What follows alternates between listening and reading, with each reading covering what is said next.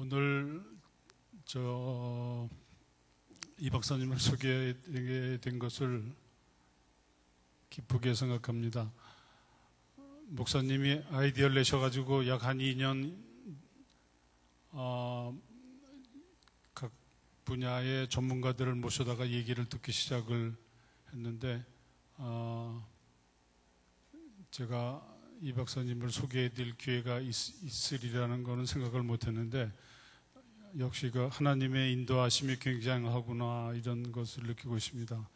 왜 그러냐면 제가 결혼을 한 지가 몇 년 됐는데 집사람이 장인 장모 자랑은 안 하고 그냥 언니 얘기를 하고 경기여고를 나오셨고 또 서울대학을 나오셨고 미국에 가서 석사학위를 받으셨고 또 서울에서 박사학위 하여튼 이런 얘기들을 많이 들었고 집안에 어른 같고 그래서 그 언니가 실례지만 연세가 얼마나 되셨냐 그랬더니 1살 많다고 그럽니다. 1살 많은 이현숙 박사님을 여러분 앞에 소개합니다.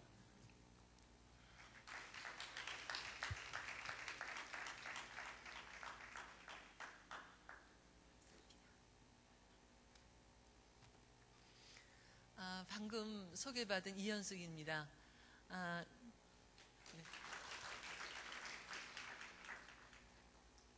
제가 그 밀라노 한인교회에 대해서는 오래전부터 많이 들었고요.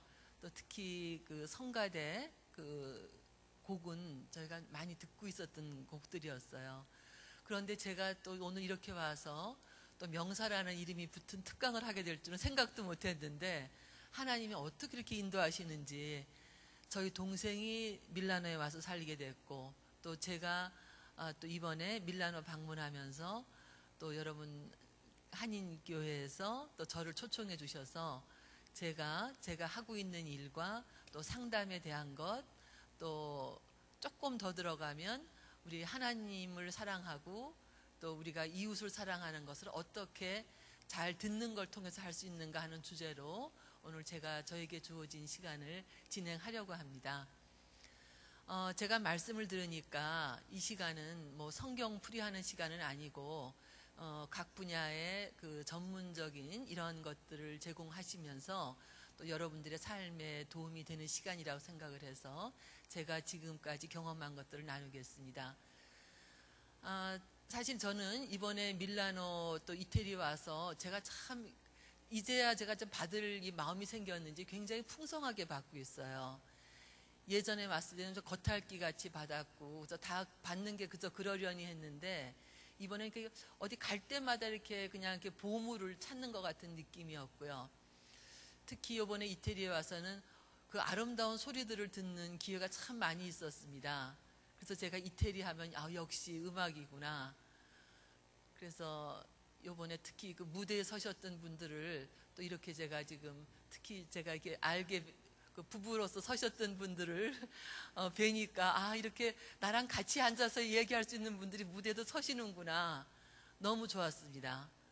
그 좋은 음성으로 이렇게 소리가 나오는 게 얼마나 내 속을 시원하게 하는지 그래서 다시 감사를 드리면서 제가 이제 밀라노에 있는 동안에 어떻게 보답할까 특히 이제 저에게 또 숙식을 제공한 저희 박 집사님과 저희 동생 이현옥 권사에게도 이렇게 제 강의로 보답할 수 있는 길이 있는 것을 참 감사드리고요.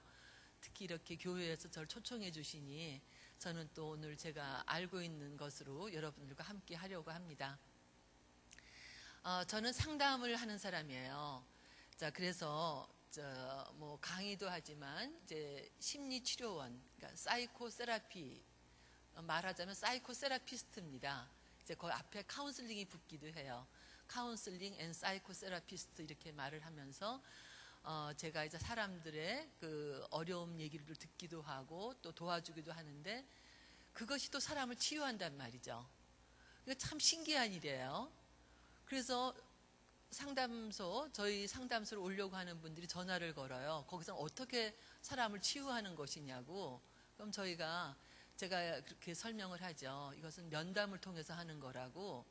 근데 그게 어떻게 세라피가 되냐고 궁금해해요. 그런데 정말 그걸 어떻게 설명해야 될지 모르겠어요. 수술을 하는 사람들이 그 수술하는 과정을 어떻게 다 설명을 해서 할지는 모르겠어요. 그러나 저는 제가 점점 확신하기는 그 사람과 잘 만나는 관계를 통해서 사람들의 아픔이 치유가 되고, 치유가 되면 하나님께서 그 사람들 속에 있는 귀한 것들이 나와서 성장하는 걸 제가 많이 보거든요. 그러니까 저로서는 하나님께서 저에게 주신 은사가 이렇게 상담과 심리치료를 하는 것이라고 제가 믿기 때문에 이 일을 계속 전문적으로 하고 있습니다. 오늘 저는 여러분들과 그런 말씀을 나누려고 해요. 우리가 경청하면서 사랑하는 방법을 저 나름대로 정리를 해드리도록 할게요. 그럼 경청이 뭐냐? 리스닝이에요. 그러니까 액티브 리스닝이라고 해야 될지, 하여튼 잘 듣기만 하면 말을 하는 사람이 치료가 된다는 거예요. 그러니까 내가 무슨 말을 해줘서가 아니라 그 사람이 하는 말을 잘 듣기만 해도 그것이 치료가 된다는 것을 저희는 확신하기 때문에 그것을 통해서 저 나름대로 일을 해나가고 있습니다. 저는 기독교 신앙인이기 때문에 이것이 저희 신앙과 영성과 어떻게 연결될까, 또 그것을 제가 기도하면서 찾다가 이런 말씀을 생각했어요.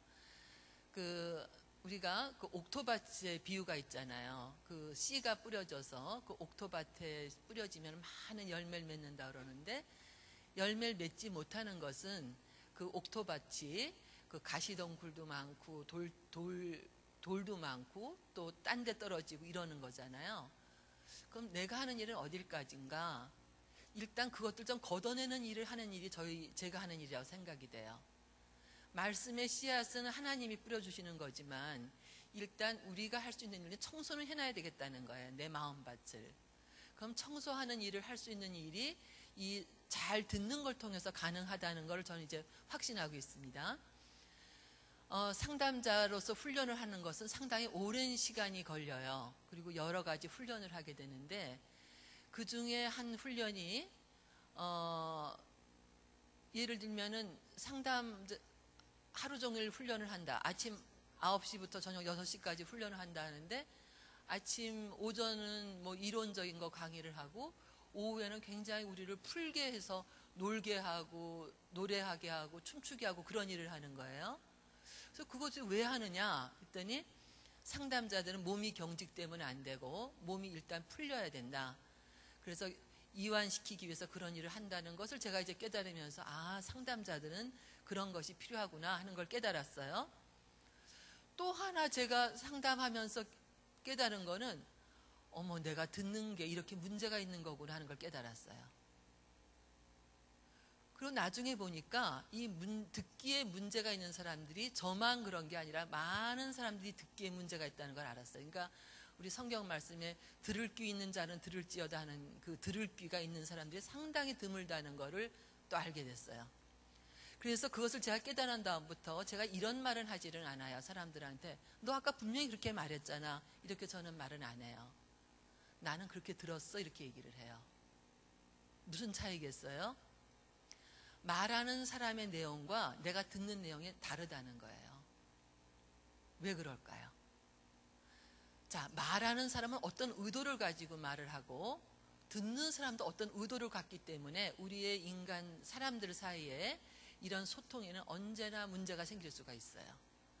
자, 그래서 최소한도 너 그렇게 말했어, 이렇게 말하는 것보다는 나는 네가 이렇게 말하는 걸로 들었어라고 하는 게 말하자면 오해를 적게 하는 거 아닌가 하는 거예요.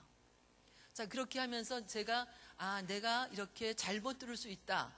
자, 이것을 딱 인정하고 나니까 사람들 사이에서 쓸데없는 다툼은 생기지 않았어요. 예를 들면 너 아까 분명히 그렇게 말했잖아, 이렇게는 말을 안 하는 거예요.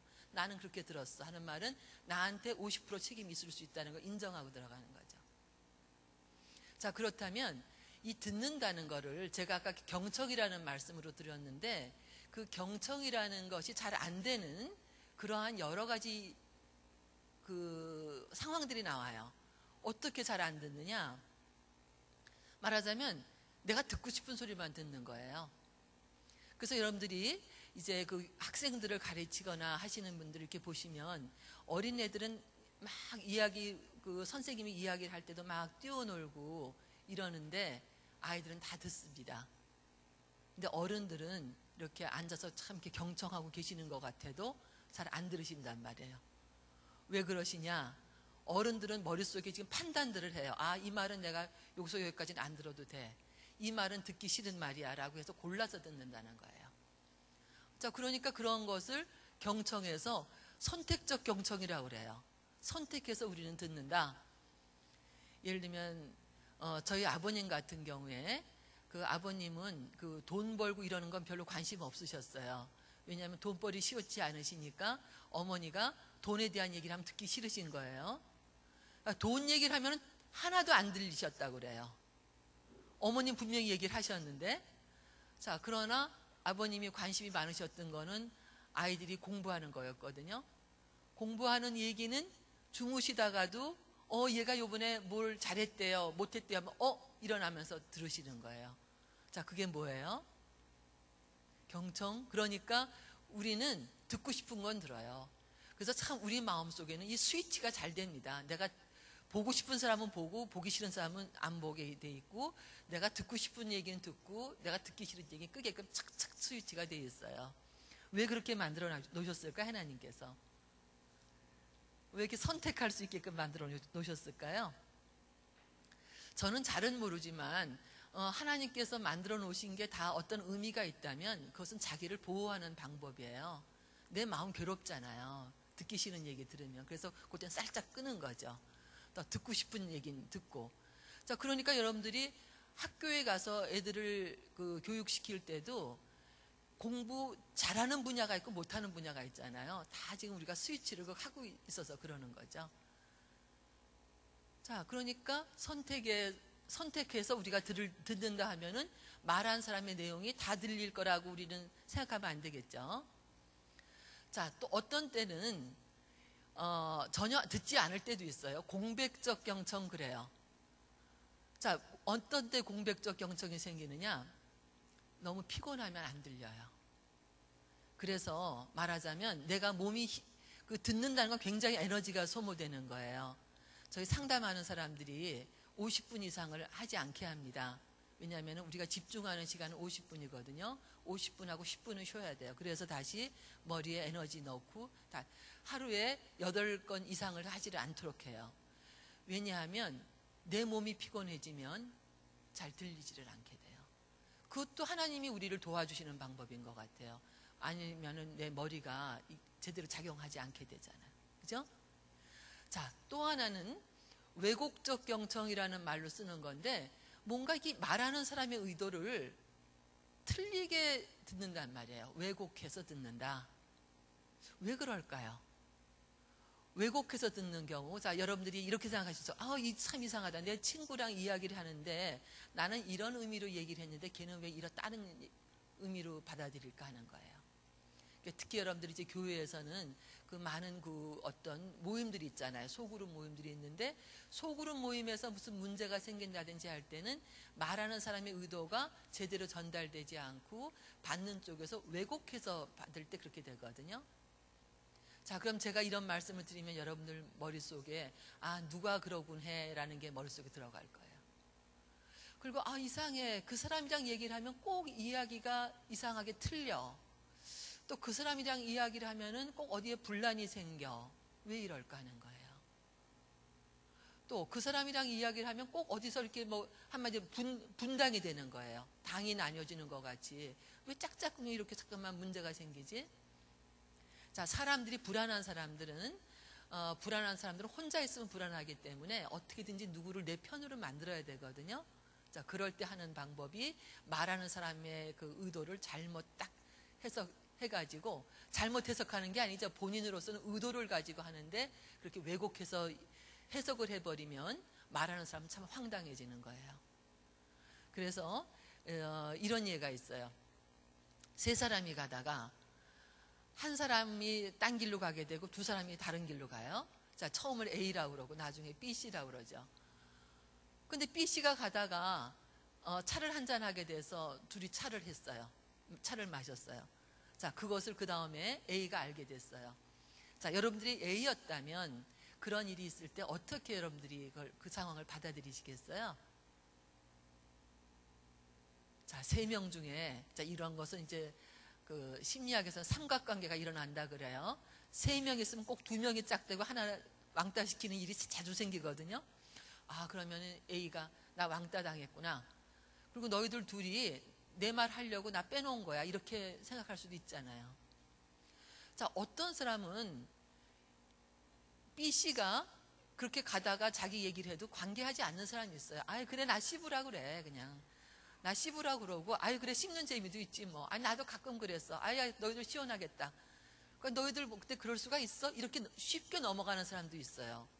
근데 어떤 사람들은 왜 이걸 가지고 이렇게 오랫동안 마음에 묵상하고 왜 이렇게 괴로워하냐 말이에요. 누구 탓입니까?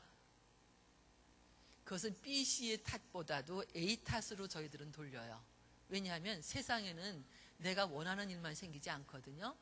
근데 내가 원하지 않는 힘든 일이 생길 때 왜 그 탓을 다른 사람으로 돌리냐 말이에요. 자, 그런데 이렇게 얘기를 해요. 마음이 약한 사람일수록, 걱정이 많은 사람일수록 탓을 남에게 돌리기가 쉽대요. 그러니까 자기는 개선할 수 있는 여지가 참 약해지네요. 상담은 그걸 도와주는 거예요. B와 C의 탓을 돌리던 사람이 상담하러 와요. 괴로우니까. 자, 그러면서 상담을 계속 하다 보면은 A가 왜 그런 문제를 내가 지금 따가 됐을 거라고 생각을 하느냐, 왜 그 B와 C 사이로 A가 끼지를 못했느냐라는 쪽으로 해서 A에게 힘을 키워주는 게 심리치료예요. 그래서 어떤 때 이렇게도 말을 해요. 심리치료를 마음의 근육을 키워주는 거라 그래요. 아시겠죠? 여러분들, 세상에 풍파는 없어지지 않습니다. 계속해서 있는 것이고요. 저는 그 말이 꼭 석가모니만 얘기했다고 생각하지 않아요. 인생은 고해와 같다는 게, 세상은 어려운 것이거든요. 자, 심리치료는 문제를 없이 해주는 것이 아닙니다. 문제를 해결할 수 있는 힘을 키워주는 거예요. 내가 심리치료를 받는다고 해서 내가 미워하던 사람이 없어지는 것도 아니고, 내가 해결해야 될 일이 없어지는, 세상은 계속해서 생겨요. 근데 참 신기하죠? 심리치료를 하면 그 힘이 생겨요. 자, 제가 제 사례를 또 하나 들어드릴게요.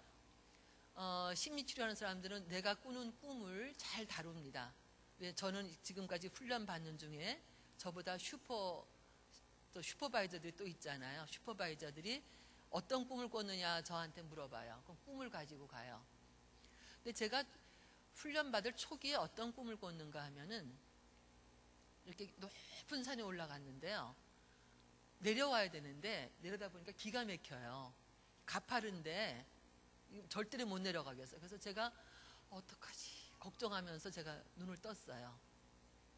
자, 그런데 심리치료를 계속해서 해가는 중에 그 다음에 또 어떤 꿈을 꿨는가 하면은 저녁이 다 돼가고, 하여튼 제가 어디를 가야 되는데 이게 포복을 해서 가야 돼요. 이게 힘들게 이제 그 자갈밭길을 이렇게 가야 되는데 다 갔다고 생각을 했어요. 그래서 이젠 다 왔겠거니 하고 이렇게 딱 내다보니까 웬걸요, 다시 어마어마한 도시가 또 있는 거예요. 거길 또 건너가야 돼요. 근데 제가 그때 어떻게 했겠어요? 꿈속에서. 그때 제가 다시 하면 돼, 그리고 다시 하겠다는 마음을 먹으면서 깼어요. 자, 그러면 여러분들 이 두 가지 꿈의 차이는 어마어마한 겁니다. 똑같은 현실이에요. 하나는 낭떠러지를 내려가야 되는 꿈이고, 하나는 그 큰 도시를 다시 가야 되는, 이렇게 큰 일이 저한테 있는 건데 제 마음이 달라진 거예요. 한 가지는, 첫 번째는 예전 것은, 또 초기에는 심리치료 받기 전에는 이것이 어마어마해서 하지를 못했었는데, 자, 심리치료 받은 다음에는 아니야, 다시 내가 오늘부터 이 자리에서 할 수 있는 거면 다시 해보자 하는 마음이 생긴 거예요. 그게 바로 심리치료 효과입니다. 마음의 근육을 잠깐만 키워주는 거예요. 자, 그래서 이런 그 상담이나 심리치료는 상담자들이 계속해서 그 내담자와 만나면서 내담자의 이야기를 통해서 내담자가 세상을 살아갈 수 있는 힘을, 그 심리적인 근육을 키워내도록 도와주는 건데, 그거를 면담을 통해서 한단 말이에요. 면담이라는 거는 내담자가 말을 하면 상담자는 듣는 걸 통해서 하거든요. 자, 그러면 이러한 학문이 어떻게 만들어졌겠는가, 제가 조금 소개를 해드릴게요. 자, 제가 지금 사이코세라피라고 말씀을 드렸어요. 그게 한국에서는 어떻게 번역이 되냐면은, 정신과 의사들은 정신치료라고 그래요. 사이코세라피. 근데 심리학 하는 사람들은 심리치료라고 그래요. 똑같은 말인데. 근데 정신과 의사들이 먼저 쓰기 시작했기 때문에 정신치료라고 그러거든요. 자, 그러면 그게 언제부터 이렇게 학문이 됐을까? 자, 여러분들 누굴까요? 시작한 분이, 사이코세라피를 시작한 분이. 자, 많이들 아실 거예요. 프로이드부터 됐다고 상담 책을 보면은 되게 프로이드부터 시작이 돼요. 자, 그러나 저는 믿어요. 그것이 해 아래 새 것이 없거든요. 옛날에도 다 되어진 것들인데 프로이드가 상담의 원조로 나온다고요. 왜냐하면 프로이드부터 이러한 상담이나 심리치료를 과학적인 방법으로 우리한테 전달했기 때문이에요. 자, 그럼 프로이드의 직업은 뭐였을까요? 정신과 의사가 아니었어요. 왜냐하면 그때 정신과라는 게 없었어요. 자, 프로이드는 내과 의사였어요. 신경내과 의사. 자, 그러니까 내과 의사로서, 신경내과 의사로서 어떻게 바깥에 있는 그 신경줄을 통해서 우리 뇌에 가야 되고 신경줄을 통해서 우리는 행동하는 거잖아요. 이것에 대해서 연구하고 싶었던 사람이었어요. 그런데 이 프로이드가 공부할 때 그 프랑스 속에서 아주 유행하던 방법이 하나 있었어요. 최면. 그래서 프로이드가 그 최면을 연구하러 프랑스로 가요. 그래서 어떻게 그 최면을 하게 되면 사람이 심리적으로 나음을 받는가, 그것을 지금 하려고 그랬어요. 자, 그럼 여러분들이 최면이라는 걸 생각해 보세요. 그냥 보통 정신으로는 생각하지 못했던 게 최면에 걸리면 생각이 나서 말을 다 하고 나면 최면에서 끝나는 순간에 몸의 병이 낫는 경험들이 있었단 말이에요. 굉장한 일 아니에요? 저는 제가 직접 최면을 경험한 적은 없지만 최면에 그런 하는 것들을 우리는 텔레비전에서 보곤 하잖아요. 자, 그러니까 프로이드가 이런 생각을 했어요. 사람들이 맨정신으로는 생각하지 않는 것이 있구나 하는 걸 깨달은 거예요. 그걸 뭐라 그랬냐면 무의식이라고 하게 돼요. 무의식. 자, 그러면 프로이드는 이 최면을 통해서 사람들의 그런 낫게 하는 방법을 연구하고 싶어서 사람들에게 최면을 걸고 자기 환자들에게 치료를 하려고 했는데, 자, 프로이드가 문제가 걸렸어요. 최면에 안 걸리는 사람이 있었고요. 또 하나는 사람들이 살아가는 거는 최면에 걸려서 살아가는 게 아니잖아요. 맨정신으로 살아간다고 하면 이 최면에는 한계가 있지 않냐. 자, 이러는 중에 프로이드의 동료 의사가 사람들이 이렇게 병이 낫는 거는 최면보다는 이야기를 하게 하면은 낫는다라는 거를 이제 밝혀놓기 시작을 해요. 그래서 말하자면 사람들이 자기 이야기를 하도록 시켜야 되는 거예요. 자, 그러면 왜 어떤 사람들은 이야기를 할 수가 없었을까요? 또 프로이드의 동료는 어떻게 해서 이야기를 하게 하는 것이 사람들을 낫게 했을까요? 자, 여기 굉장한 얘기입니다. 여러분들이 이 내 속마음을 얘기할 수 있는 거, 이것이 심리치료의 지금 기초가 되는 거예요. 자, 사람들은 어릴 때 우리가 철없이 지낼 때는 우리가 어떻게 해야 된다, 무엇이 좋다 이런 거 생각하지 않고 살아요. 그러나 조금 나이가 먹게 되면 해야 될 거, 또 엄마가 좋아하는 거 있지만 하지 않아야 될 게 또 있잖아요. 자, 그래서 머릿속에서 좀 자동적으로 의식과 무의식으로 갈라지기 시작한다는 말이죠. 자, 이렇게 생각해 보세요. 우리 속에도 의식과 무의식이 있는데, 여러분들 집에 사람들에게 보이고 싶은 건 어디에 놔요? 거실에 이렇게 사람들이 보이게끔 놓죠? 이게 의식이에요. 근데 보이기 싫은 것들 있잖아요. 아, 왜 내 속에 이렇게 미운 마음이 생기지? 아, 왜 이렇게 화를 내지 말라는데 나는 이렇게 화가 나지? 말하자면 내가 생각하기 부정적이라고 하는 것들은 바깥에 놓고 싶지 않은 거예요. 자, 어디다 놓겠어요? 그래서 광에다가. 그렇다면 그 광에 해당하는 게 무의식이더라 그거예요. 근데 사람들이 무의식이라는 것이 의식이 없다는 뜻이 아니라 있기는 있는데 내가 안다고 생각하지 않는 거, 그게 무의식이라는 것이 있더란 말이죠. 그래서 프로이드는 그러면 사람들이 무의식에 있는 걸 이렇게 끌어내도록 해야 되겠구나, 이제 이것을 하게 되는데, 자, 그 방법을 프로이드는 여러 가지 방법을 했고 그 많은 방법들을 결국은 정리를 해서 만든 게 여러분들이 그 정신 분석이라고 하는 방법이에요. 자, 그러면 사람들이 무의식에 놓고 있는 얘기들은 말하자면 보통 얘기하고 싶은 얘기들이 아니에요. 자, 그래서 사실은 상담소, 저희 상담소까지 오는 사람들은 누구에게 자랑하고 싶은 얘기로 오는 건 아니에요. 감추고 싶었는데 그게 자꾸만 나를 괴롭혀요. 내 죄의식을 건드리기도 하고 하여튼 뭔가 날 괴롭혀요. 그래서 이 죄의식을 해결하려고 온다든지 또 누구한테 말할 수 없는 것들을 좀 말 좀 하고 가고 싶어서, 다시 말하면 내가 좀 속이 시원한 이런 경험들을 하고 싶어서들 오는 것이 상담이나 심리치료 효과거든요. 자, 그렇다면 이렇게 귀중한 방법이 사람들에게 치료가 되기 시작을 했다는 거죠. 자, 저는 그 심리치료를 한 후에 사람들의 변화를 느껴요. 여러분들이 화색이 달라진다고 그러죠. 화색이 달라져요. 말하자면 얼굴이 화색이 안 돌던 사람들은 화색이 돌기 시작해요. 다시 말하면 마음이 편해지면 몸이 편해지기 시작을 합니다. 자, 그래서 우리 몸과 이 마음은 상당히 연결되어 있어요. 프로이드의 공로도 사실은 그거였어요. 의사기 때문에 몸을 치료하는 사람이었지만 몸이 아픈 게 마음이 아픈 거와 연결되어 있을 거라고 하는 추측을 했던 것이 프로이드가 정신분석으로 들어가는 계기가 됐던 거거든요. 자, 그래서 이렇게 힘든 얘기를 상담자에게 어떻게 할 수 있는가 말이죠. 자, 그래서 상담자들은 그 사람이 말할 수 있는 분위기를 만들어 놓고 그 면담을 하는 그런 이제 일들을 하고 있습니다. 자, 그렇다면 여러분들은 지금 상담을 전공하실 분들은 뭐 많지 않으실 거예요. 자, 그러나 우리가 일반 생활할 때 어떻게 사람의 말을 잘 들어줄 것인가 하는 거예요. 저로서는 제가 사람들에게 내가 말을 해주기보다 그 사람 하는 말을 잘 들어주는 게 그 사람들에겐 대단히 귀중한 일이었다는 체험들을 많이 하기 때문에 이런 말씀을 드리는데, 이 경청을 잘하기만 하면 사람들은 정말 네가 내 마음을 알아줘서 너무 고맙다 이런 얘기들을 하게 된단 말이죠. 자, 그래서 제가 듣는 태도에 대해서 좀 말씀을 드릴게요.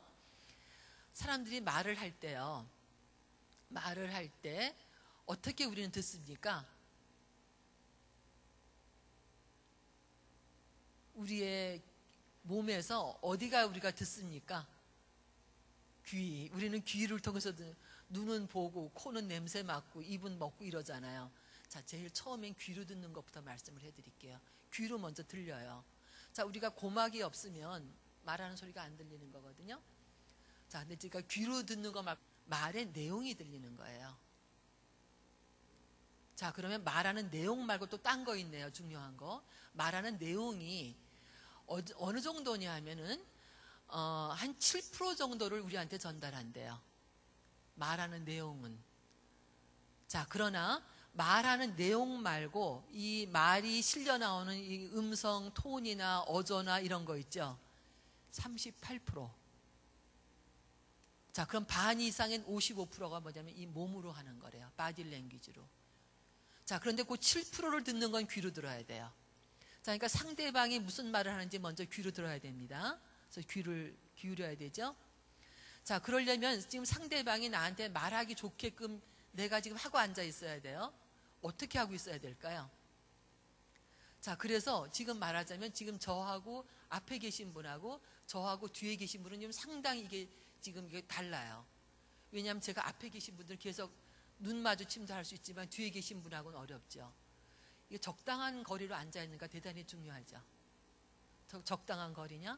자, 또 중요한 게 뭐냐면은 우리는 제가 아까 눈을 마주치면서 들어야 된다 그랬어요.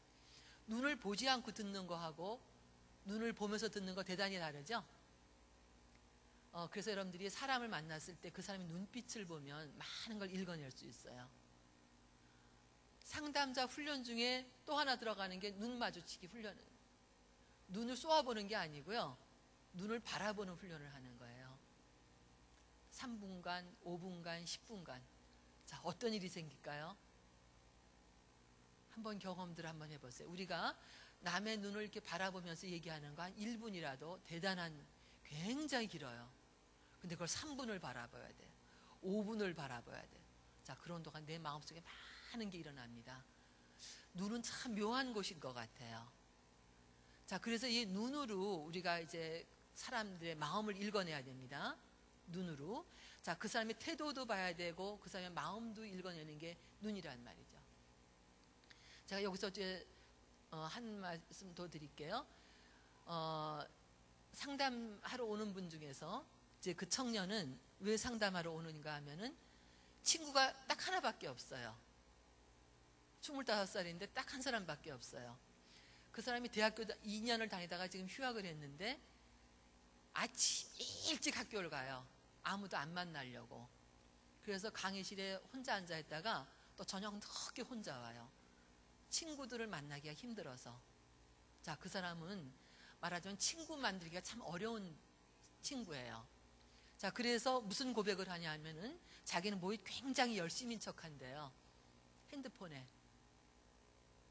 그런데 사실은 왜 열심히냐 하면은 누가 자기한테 말 붙일까봐. 자, 그렇다면 이분의 특징은 뭐냐면 사람의 눈을 이렇게 마주 보질 못해요. 그러니까 여러분들이 눈을 마주 본다는 거는 사람을 만날 수 있는 그런 길인데 그걸 잘 하지를 못하는 거죠. 자, 그렇다면 내가 누구 눈을 마주 볼 수 없다면 그 사람이 하는 말을 제대로 들을 수가 없습니다. 마주 볼 수 없다면 사람과 만남이 어렵다는 것이고, 만남이 어렵다는 것은 상대방이 하는 말을 내가 들을 수 있는 지금 준비가 안 돼 있다는 거죠. 자, 그래서 여러분들이 한번 지금 혼자 자문해 보세요. 내가 누구 눈을 극히 바라볼 수 있는가? 눈빛이 너무 강해도 안 되죠? 예, 적당한 눈빛, 그리고 극하게. 자, 그것이 지금 사람과 통하는 지금 한 방법이에요. 자, 그래서 말을 들을 때는 귀로 듣고, 눈으로 듣고, 세 번째는 마음으로 듣고.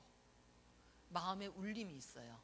사람을 봤을 때, 말을 들었을 때 그 울림이 있거든요. 그 울림을 통해서 우리는 그 사람이 말한 내용뿐 아니라 그 사람이 말하는 감정이 뭔가, 이거 참 중요합니다.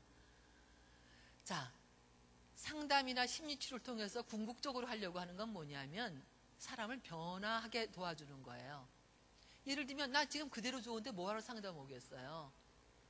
그런데 변화하고 싶거든요. 무엇이 변화하고 싶은 걸까요? 변화하고 싶은 내용이. 좀 혼자서도 한번 생각해 보세요. 자, 말하자면 사람의 생각을 변화하고 싶어서 올까요? 아니면 내 행동을 변화하고 싶어서 올까요? 아니면 내 기분을 변화하고 싶어서 올까요? 그래서 지정의로 말해서 세 가지라고 친다면 단연코 사람은 자기 기분이 불편해서 오는 거예요. 내가 마음이 너무 깔아앉아요. 왜 이렇게 불안하죠? 가만히 앉아있을 수가 없어요. 이런 건 다 기분에 속하거든요. 기분은 생각과 연결되어 있어요.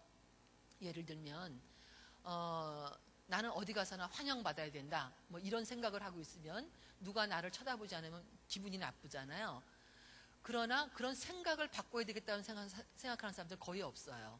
왜냐하면 자기가 생각하는 거는 사람들이 다 그럴 만하다고 생각해요. 자, 그런데 이 감정이라는 것은 내가 좀 느껴지거든요.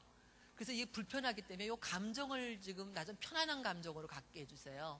그래서 아까 제가 꿈을 꿨을 때 아유 어떡하지, 이런 걱정스러운 거 아니라 다시 하면 돼, 이런 든든한 마음 갖게 하고 싶다. 그게 바로 지금 감정을 지금 변화시키자는 거예요. 자, 그러면 그런 감정을 지금 변화시키는 게 대단히 중요한 일인데, 자, 이런 감정에 대해서 제가 이제 몇 가지 말씀을 드릴게요. 여러분들이 많은 사람들과 섞이면서 살게 됩니다.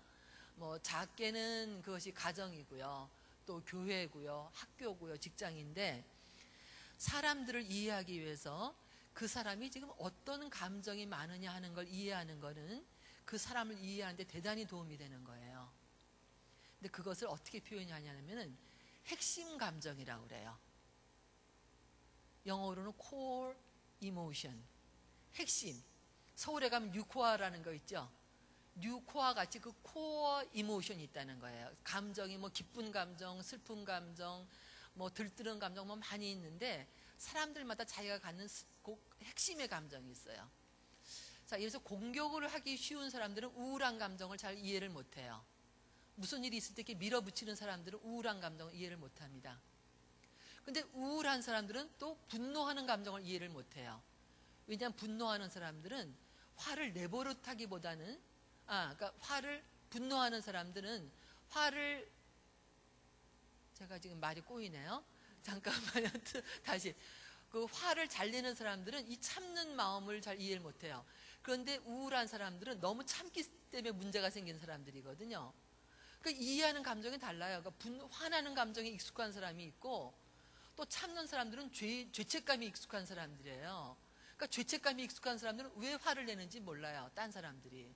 또 화를 잘 내는 사람은 죄책감에 대해서 이해를 못해요.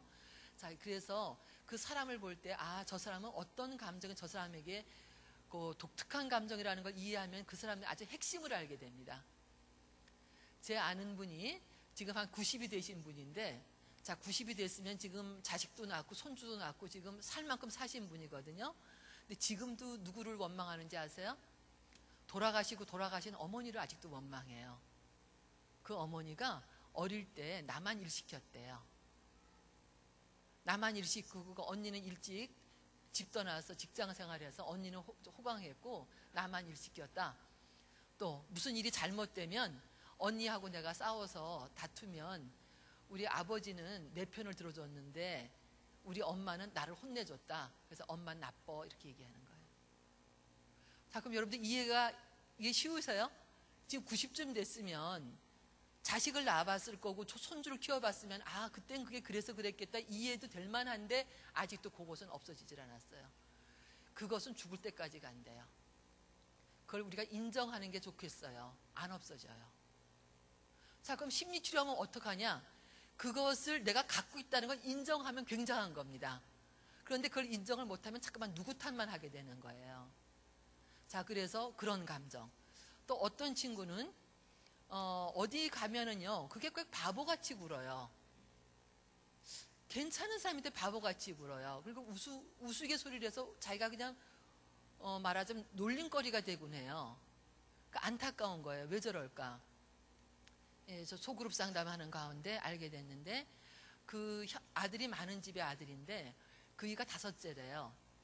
그런데 4째 아들이 중학교 때 죽었는데 자기 형이죠, 바로. 근데 그 하나님도 묘하신 게 4째 아들은 잘났어요. 인물도 수려하고 공부도 잘하고 어머니 마음에 딱 드는 아들이었어요. 근데 5째는 유난히도 못났어요. 공부도 못하고. 4째가 죽었어요. 중학교 때. 근데 그때 그 어머니가 4째 아들을 잃고서 어떻게 한탄을 했냐면은 하나님 5째를 데려가시지 왜 4째를 데려가셨어요? 이랬다. 참 가슴 아프죠? 그걸 어린 나이에 들었어요. 평생을 그 사람은 그 어머니 말을 따라서 사는 거예요. 그 못난이 같이 사는 거. 그래서 여러분들이 이렇게 그 어린 시절에 형성된 감정이 얼마나 중요한지를 알게 되면 그 사람이 아주 깊은 걸 알게 되는 거예요. 자, 그것을 이제 핵심 감정이라고 합니다. 자, 그러면 이 핵심 감정이라는 것은 사람마다 다르고 그것은 아주 그 역동이 강해서 끝까지 간다고 그래요. 거의. 자, 우리가 아무리 노력을 해도 우리의 모습이나 성격 바꿀 수 없어요. 제가 상담하면서 점점 이제 이해가 되는 거는 나는 나다예요. 근데 나는 나다인데 왜 달라졌느냐? 이젠 내가 남을 변화시키려고 안 해요. 또 나도 그냥 이대로 괜찮다예요. 옛날에는 내가 이대로 못나서 더 잘하려고 애썼어요. 완벽해지려고. 근데 이제는 완벽해지려고 하는 자체도 그게 안 되고요. 완벽해질 수가 없더라고요. 완벽해질 수가 없고 또 나는 나대로 지금 괜찮은 게 많다라는 걸 지금 이해하게 되니까 또 보니까 뭐가 많아요. 내가 현재로서 가지고 있는 것만으로도 쓸 것들이. 이런 이해가 되는 것은 이제는 내가 나를 받아들이는 것이죠. 자, 이렇게 되는 건데 결국은 변화시킬 수가 없다. 그러니까 아마 제 주변에 있는 사람들이 지금 편해지고 있을 것 같아요. 옛날엔 내가 내 뜻대로 누굴 변화시키려고 그랬거든요. 왜 그런가 하면 내 뜻이 옳은 거 아니에요. 나로서는 최선의 것이기 때문에 이렇게만 하면 저 사람도 이렇게만 하면 된다고 생각했어요. 근데 안 되더라고요. 근데 어떻게 경험했느냐? 내가 나를 바꿔보려고 했는데 안 됐기 때문에 그 다음에 이해가 생기는 거야. 딴 사람도 안 되더라. 근데 그러고 나니까 깨닫게 된 게 하나님은 다 사람들마다 몫이 있어서 몫이 있어서 그 몫대로 쓰시는 거 아닌가 하는 생각을 제가 지금 하는 거예요. 그런데 그렇기 전까지 제가 얼마나 괴로웠을까요?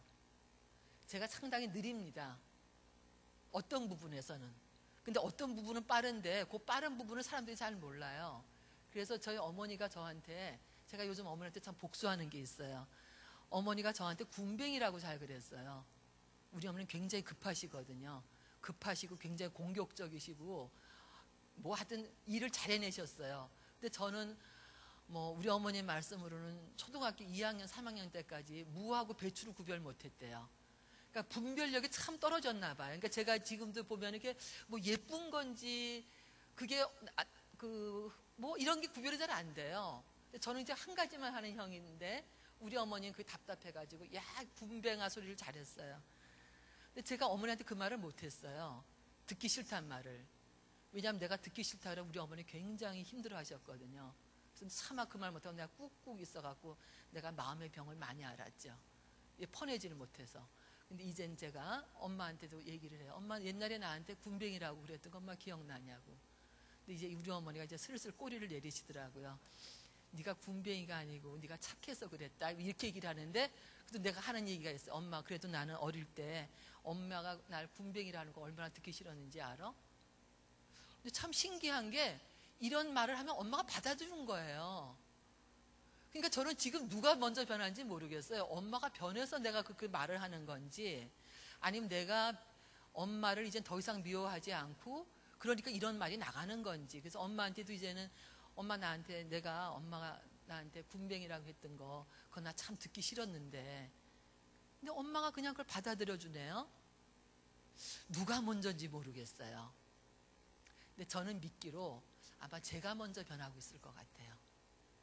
제가 엄마를 미워하는 마음이 아니고 이해하는 마음으로 하니까 그 말을 할 수가 있어요. 내가 그 한해 맺혔던 얘기를. 내가 지금도 아마 엄마를 미워하고 있으면 그 말 안 하죠. 아마 이것이 다 제가 심리치료하는 효과가 아닌가 생각이 들어요. 그래서 제가 생각을 하면 심리치료나 상담은 내가 누구를 돕겠다고 했는데 사실은 그게 그 도움을 제가 지금 받으면서 살아가고 있기도 하는 겁니다. 자, 핵심 감정 이해가 되시죠? 자, 또 하나 우리가 사람의 감정을 이해해야 될 때 필요한 게 뭐냐면, 감정은 참 복잡해서 드러나는 감정과 속에 있는 감정이 혼합돼서 나온다는 거예요. 자, 화를 잘 내는 사람들 있죠? 화를 잘 내는 사람들, 여러분들 어떠세요? 좋으세요? 화를 잘 내면 싫죠? 왜 싫은가 하면 내 몸이 긴장해야 되잖아요. 긴장하는 거 싫은 거예요. 우리가 좀 편하게 있고 싶은데. 그래서 화내는 사람들 우리가 피하거든요. 자, 그런데 제가 그런 표현을 읽었어요. 왕왕 짖는 개들 있잖아요. 그 어떤 개들이 짖는지 아세요? 두려움이 있는 강아지가 짖는 거예요. 자, 사람 똑같습니다. 사람이 화를 내는 사람들은 그 속에 두려움이 있어서 그래요. 많은 두려움이 있어서. 그래서 어떤 심리학자는 사람들을 이 두려움과의 이 문제의 연속이다 이렇게 얘기를 해요. 자, 그러고 보니까 성경에도 얼마나 두려워하지 말라가 많은지 모르겠어요. 그러니까 사람은 이 두려움 자체가 우리 실존인지도 모르겠어요. 우린 참 두려워하는 거 많거든요. 자, 왜 소리를 지르느냐? 말하자면 내가 무시당할까봐. 이제 특히 이제 밀라노 오니까 안 그러는데 한국 남자들은 이렇게 소리를 잘 질러요. 부인한테. 자, 그 왜 소리를 지르느냐? 말하자면 부인이 나를 꺾을까봐 먼저 소리를 지르는 거죠. 자, 그것을 저 사람이 무서운 소리를 지르는 사람이 강한 사람이라 생각하는데 사실은 강해 보이는 사람은 약한 사람이죠. 강한 사람은 소리 지를 필요가 없어요. 편안하게 얘기할 수가 있거든요.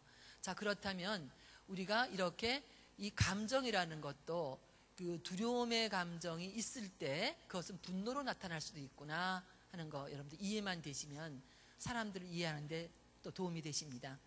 드러나는 감정이 있고 또 감추어진 감정이 있다. 사람들은 끊임없이 내가 아까 그 핵심 감정 해결하고 싶은 게 있어요. 그것을 이제 제가 지금 제 나이가 지금 몇이겠어요? 근데 제 어머니도 지금 꽤 나이 많이 드셨는데 아직도 어머니를 내가 앉으면은 엄마 옛날 나한테 왜 군뱅이라고 왜 그랬어? 이 얘기 하거든요. 자, 이건 뭐예요? 나 엄마한테 그렇게 인정받기 싫었다 그거예요.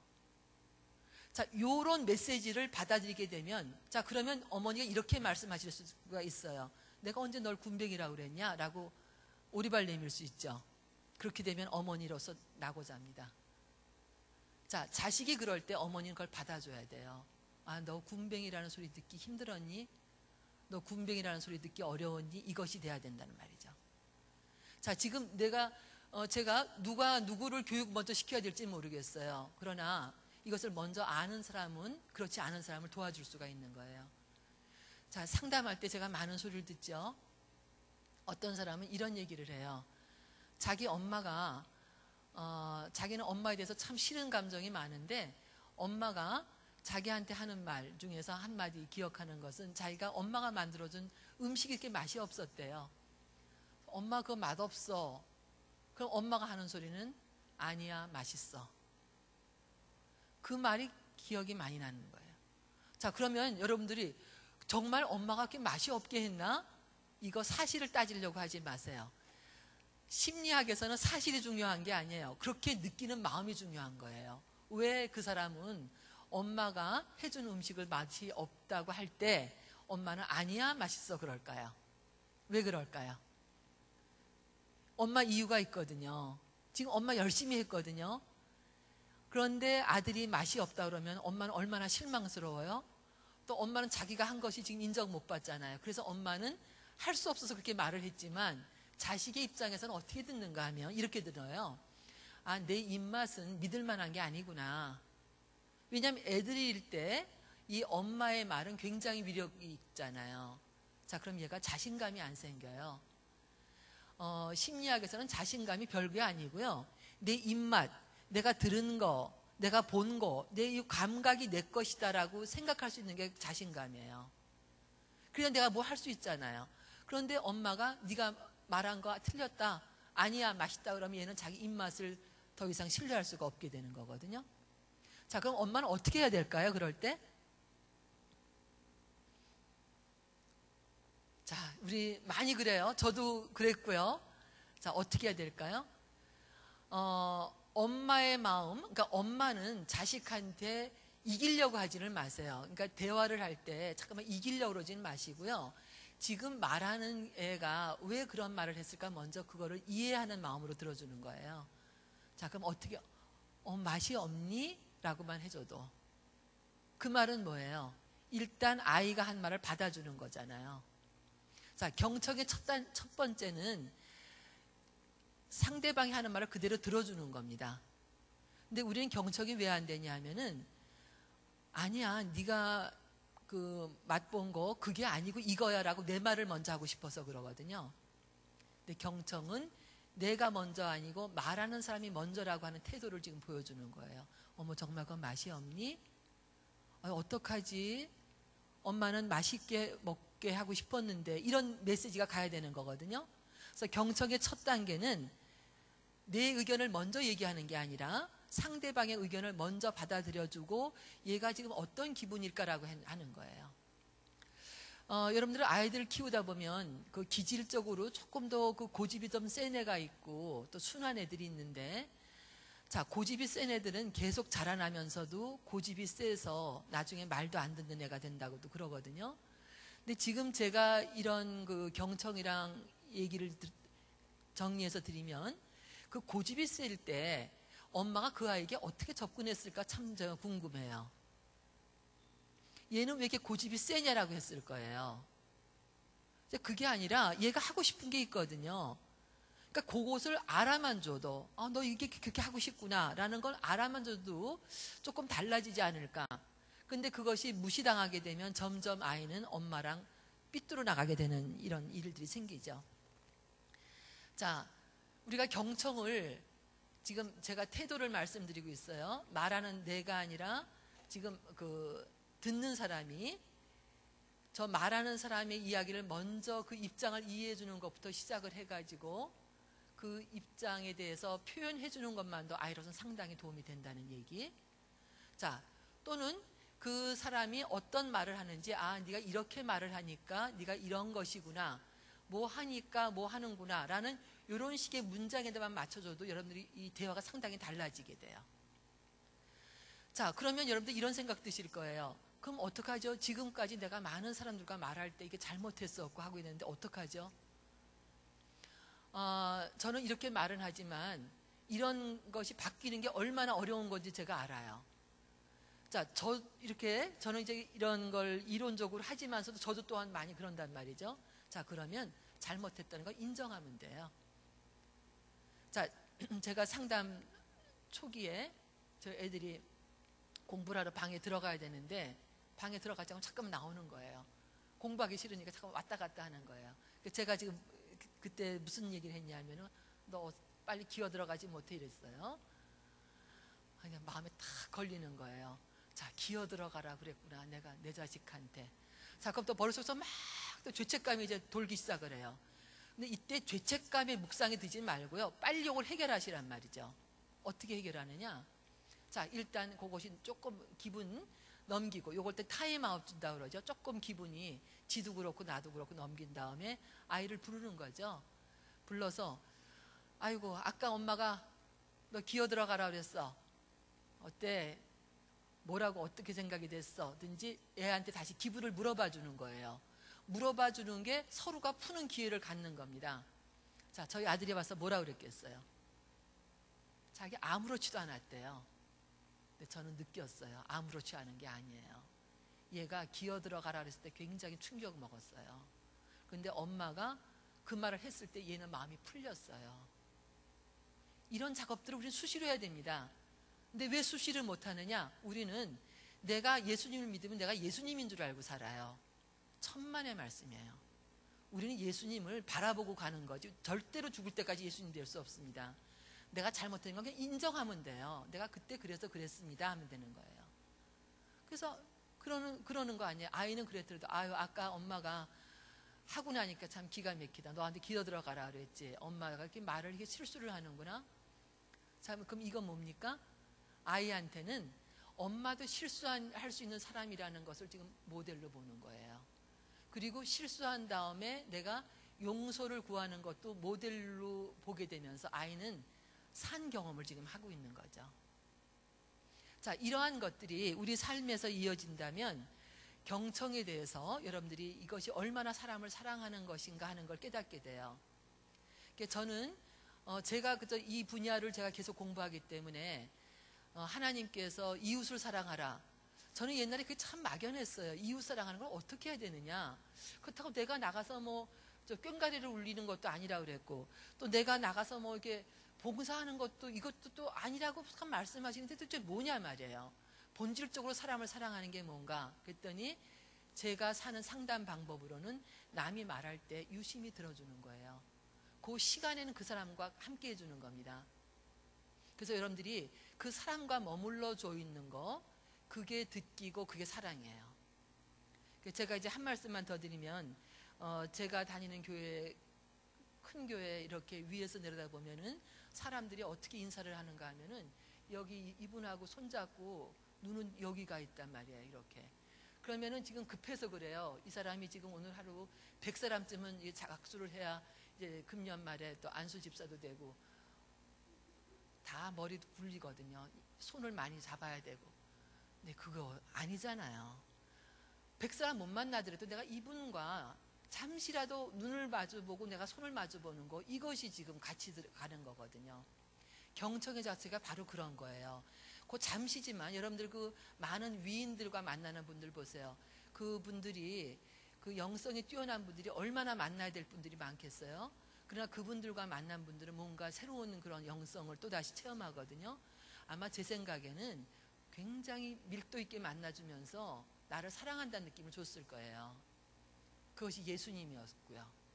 그래서 저는 이 상담을 제가 하면서 이제 오늘 제가 드리는 말씀이 이 경청을 통해서 우리가 될 수는 없지만 예수님의 모습을 조금 흉내낸다면 그래서 경청하는 훈련이라도 좀 할 수 있으면 좋겠다 생각을 해서 오늘 제 강의를 그 경청을 하며 사랑하기로 말씀을 드리면서 일단 전반부를 제가 끝내겠습니다. 시간을 좀 더 주실 수도 있으시다 하고 그래서요.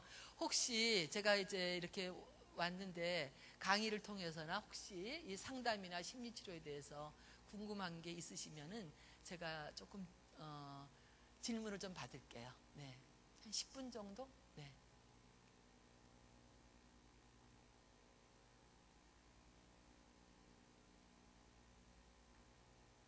뭐 새로운 말씀이나 뭐 궁금한 거 잘 알아들으셨어요? 네.